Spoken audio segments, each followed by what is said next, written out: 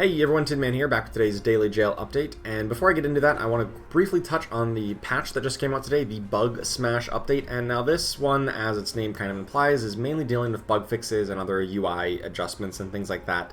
Really no content or balance changes or anything like that. So that to me means that next week at this time, they're probably going to have a really big patch. I know they hinted on Twitter that they're going to probably be introducing Jull, the Walrus Man Underlord, probably pretty tanky based on the looks of him, just, a big walrus guy. So that'll be really exciting, and I'm sure they've got lots of other cool content planned for next week's update. It should be a big one, so stay tuned. I can't wait. On to today's jail. Now, this jail definitely hits a couple strategies pretty hard. Hits Hunters very hard with Medusa, the Ace of Hunters gone, and Drow Ranger out, so that kind of eliminates a good late-game Hunter and a good early-game Hunter are both going to be out. So I'd try to go for Hunters in the mid-game, if anything. But honestly, the only ones I'm really excited to play are like Beastmaster, who definitely gets weaker because you don't have quite as many Heartless to buff up his ability, and something like Sniper, which you can pair with Gyrocopter in the late game. But other than that, I wouldn't even be too excited about getting a Hunter bonus online with those two missing. Same kind of deal with Knights and Healers. We're missing both Omni Knight and Dazzle, two important healers and Knights in like the Troll Knight Healer kind of build, which was always kind of like a tier 2 or tier 3 kind of strategy. Wasn't that prominent, but when the jail does cooperate, it can be quite strong, but unfortunately the jail does not cooperate today for that particular build. Assassins take a big hit as well, with Sand King, Queen of Pain, and Templar Assassin out, which really hurts, Assassins and Insects, the common build for that. It's still potential to assemble. You can still run 3 Insects. There's 3 of them left.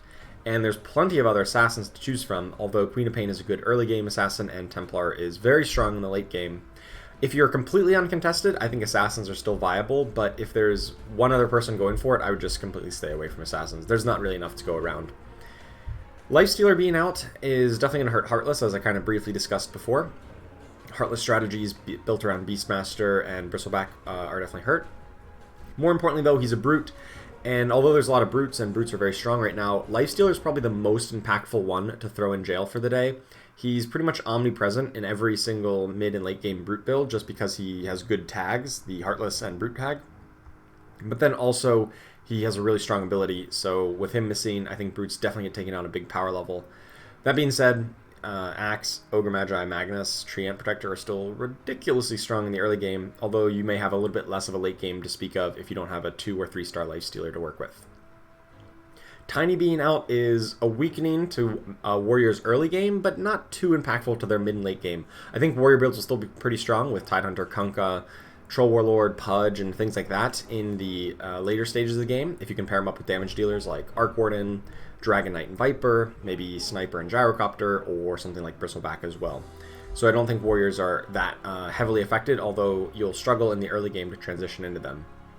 And finally, we've got Timbersaw out, and as far as like scrappy inventors go, obviously he is one of the ones that pairs that up very nicely, but he's probably the least impactful one to lose from those strategies, simply because he doesn't deal the magic damage like Tinker or Clockwork that you want for a mage build, and he doesn't have some of the secondary tags like the Alchemist or the Sniper or the Weaver, if you want to kind of mix and match the scrappy builds into all kinds of different builds that I know people have been experimenting with.